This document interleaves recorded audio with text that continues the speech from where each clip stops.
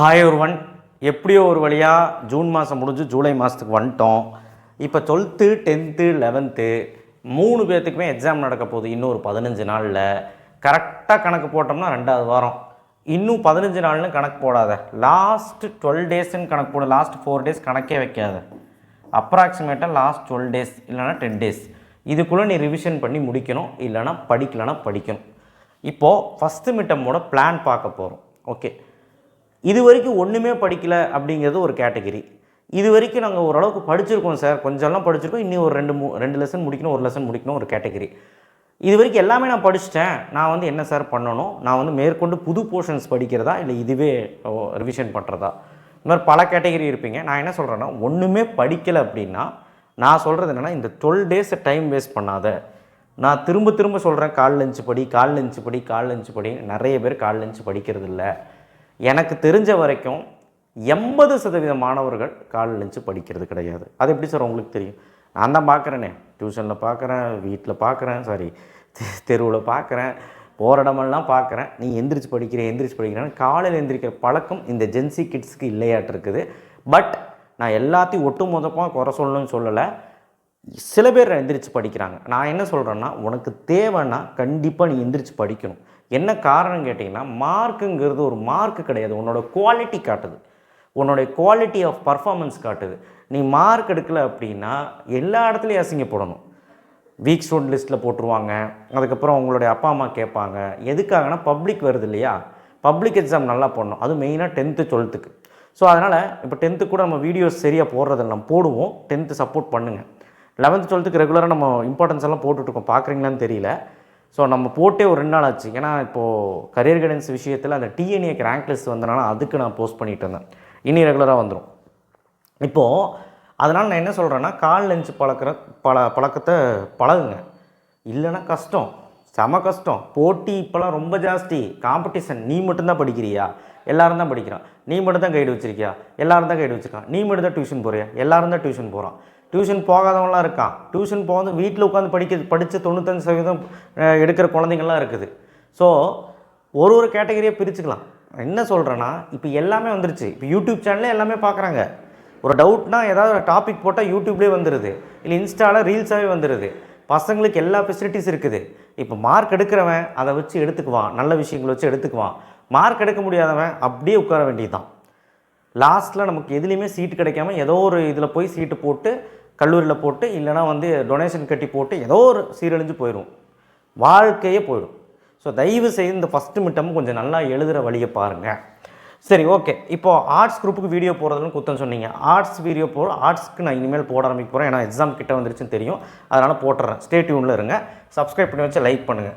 இப்போ என்னென்னா, last 10 days தான் இருக்குது. 10th ஸ்டாண்டர்டுக்கு அப்படின்னா நம்ம தமிழ் இங்கிலீஷ் முடிச்சிட்டிங்களான்னு செக் பண்ணுங்கள். தமிழில் 2 இயலாவது முடிச்சிருக்கணும். 3 இயல் நமக்கு இருக்குது, 2 இயலாவது முடிச்சிருக்கணும். இங்கிலீஷில் 2 லெசன் முடிச்சிக்கலான்னு பாருங்கள். மேக்ஸில் பார்த்திங்கன்னா உங்களுக்கு ஒரு இருங்க,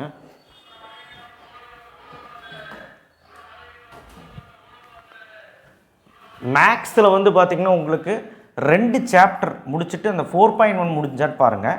அண்ட் சயின்ஸில் ஃபிசிக்ஸில் 2 லெசன், கெமிஸ்ட்ரியில் அந்த ஃபஸ்ட் லெசன், பயாலஜியில் 2 லெசன் முடிச்சிட்டிங்களான்னு செக் பண்ணுங்கள். அது வரைக்கும் முடிச்சிட்டாலே சந்தோஷம். சோசியலில் பார்த்திங்கன்னா ஹிஸ்ட்ரியில் 2 லெசன், ஜாகிரஃபியில் 2 லெசன், சிவிக்ஸில் 1 லெசன். இது அதாவது நம்ம போர்ஷன் இது கிடையாது. போர்ஷன் ஹிஸ்ட்ரியில் 3 லெசன், ஜாகிரஃபியில் 3 லெசன், சிவிக்ஸில் 1 லெசன், எக்கனாமிக்ஸில் 1 லெசன். நான் என்ன சொல்கிறேன்னா, இது வரைக்கும் நீ முடிச்சிருந்தா சந்தோஷம். முடிக்கலைன்னா இந்த 12 நாள் இந்த வேலையை ஃபஸ்ட்டு பண்ணு. 10th ஸ்டாண்டர்ட் இந்த வேலையை ஃபஸ்ட்டு பண்ணு, இதை ஃபஸ்ட்டு முடி. அதே மாதிரி 12th ஸ்டாண்டர்ட் சயின்ஸ் குரூப்புக்கு என்ன சொல்லுவோன்னா, ஃபிசிக்ஸில் 2 லெசன், கெமிஸ்ட்ரியில் 1ஆம் பாடம், 2ஆம் பாடம், 6ஆம் பாடம், 7ஆம் பாடம், 11ஆம் பாடம் ஒரு ஆப்ஷனாக வை. அடுத்தது அதாவது இந்த 4 பாடம் முடிச்சிருக்கணும். அடுத்தது கெமிஸ்ட்ரி முடிஞ்சு, அடுத்தது மேக்ஸில் பார்த்திங்கன்னா உனக்கு ஃபஸ்ட்டு சாப்டர், செகண்ட் சாப்டர். அடுத்தது பயாலஜி பாட்னியில் பார்த்திங்கன்னா ஒரு 2 lesson, first lesson, second lesson. Zoology 1 2 3 at least சொல்கிறேன். சிஎஸில் ஃபஸ்ட்டு 4 லெசன் 1 to 4. ஓகே. அடுத்தது தமிழில் பார்த்திங்கன்னா 2 இயல் இல்லை 1 இயல், இப்போதைக்கு 1 இயல். எக்ஸாம் டைம் கூட இன்னொரு இயல் படிச்சிடலாம். இங்கிலீஷில் அட்லீஸ்ட் 1 லெசன், ஒரு லெசன் அவ்வளோதான். இங்கிலீஷ் தமிழ் கூட ஒரு இல்லை. Physics chemistry maths biology CS சொல்லிட்டு செக் பண்ணிக்கோங்க. இதையெல்லாம் நீங்கள் வந்து இந்த 12 நாளுக்குள்ளே முடிச்சிருக்கணும், 12 டேஸ்க்குள்ளே முடிச்சிருக்கணும். அதாவது இந்த வாரம் இன்னும் ஒரு 10 நாள் தான் இருக்குது, 2ஆம் தேதி ஆயிடுச்சுல்ல, 10 நாள் தான் இருக்குது. அந்த 10 நாளுக்குள்ளே நீங்கள் முடிச்சிடணும். முடிக்க முடியுமா அப்படின்னா முடிக்க முடியும். நம்ம இம்பார்ட்டன்ட் கொஸ்டின்ஸை ஆல்ரெடி போட்டாச்சு. பயாலஜிக்கு மட்டும் தான் போட்டுருவோம். சிஎஸ்க்கும் போட்டுருவோம், தமிழ் இங்கிலீஷ்க்குமே போட்டுருவோம். இன்னும் ஒரு 2 நாளில் போட்டுறேன். பட் மீதியெல்லாம் சப்ஜெக்டில் வந்துடும். ஓகேவா?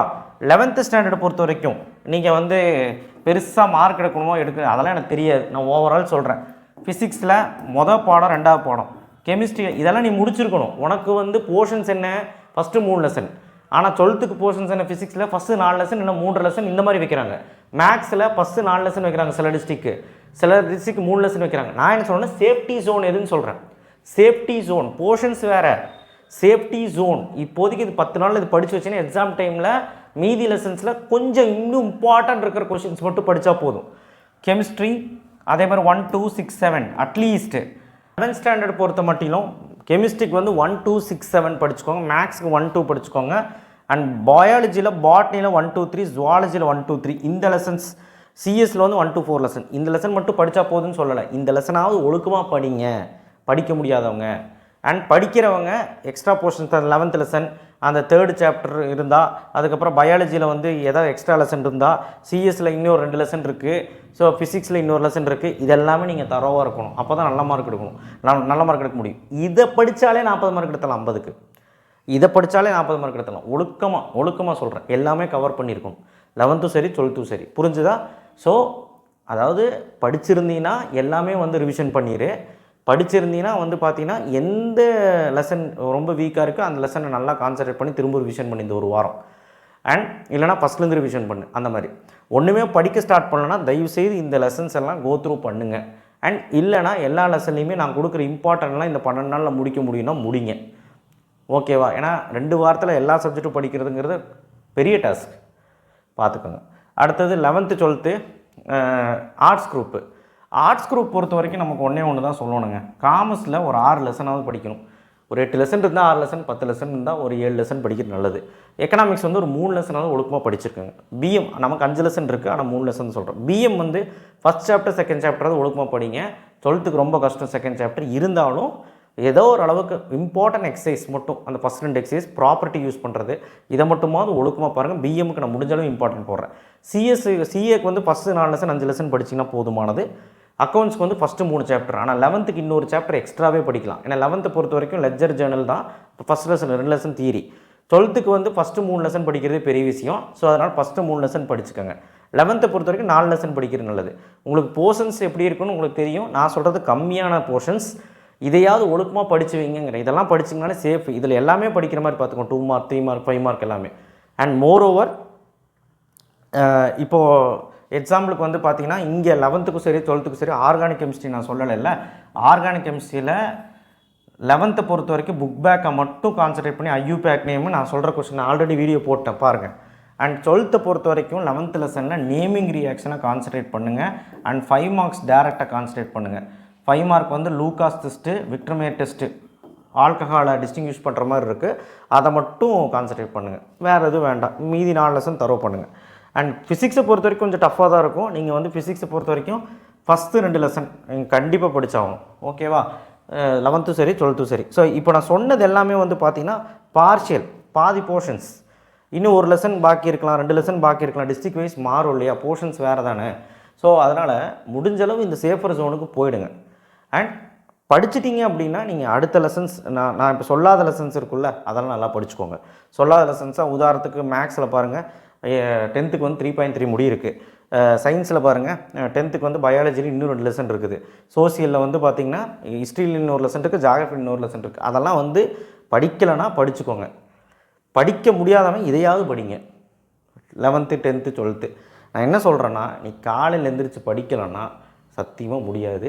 2வது வந்து பார்த்திங்கன்னா சாயங்காலம் மட்டும் படிக்கிறதுக்கு ஒன்றும் பெரிய டைமெல்லாம் கிடையாது. 2.5 மணி நேரம் வந்து பெருசாக அந்த கிராஸ்பிங் பவர் ஜாஸ்தியாக இருந்து நல்லா படித்து நான் உடனே படித்து மனசில் ஏற்றிக்குவேன், உடனே படித்து எழுதி பார்த்துருவேன் அப்படிங்கிறவங்க ஓகே. ஆனால் நான் வந்து ஒரு கொஷினே 10 வாட்டி படிக்கணும், ஒரு கொஷினே நிறைய வாட்டி எழுதி பார்க்கணுன்னா டைம் எடுக்கும். ஸோ அவனுக்கெல்லாம் வந்து பார்த்திங்கன்னா கொஞ்சம் எக்ஸ்ட்ரா டைம் வேணும். அதனால் தயவு செய்து வந்து பார்த்திங்கன்னா காலையில் கொஞ்சம் நேரம் ஒரு 2 மணி நேரம் ஒரு 5 o'clock to 7 o'clock and evening வந்து ஒரு 2.5 hours கன்சிஸ்டன்சியாக அட்லீஸ்ட் இந்த 12 days படிச்சுட்டு வா, இல்லைன்னா கஷ்டம். கோட்டேலியில் வந்து பார்த்திங்கன்னா இன்னும் நமக்கு 1.5 மாதம் தான் இருக்குது கோட்டேலிக்கு.